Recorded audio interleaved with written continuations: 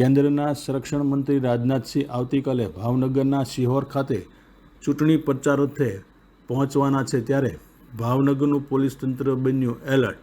સમગ્ર જિલ્લામાં અને ગુજરાતમાં અનેક જગ્યા પર ક્ષત્રિયો દ્વારા પરસોત્તમ રૂપાલાના નિવેદનને લઈને વિરોધ ચાલી રહ્યો છે, ત્યારે ભાવનગરમાં આવી રહેલ કેન્દ્રીય રક્ષા મંત્રી રાજનાથસિંહની મુલાકાતને લઈને ભાવનગર પોલીસ તંત્ર એલર્ટ બન્યું છે.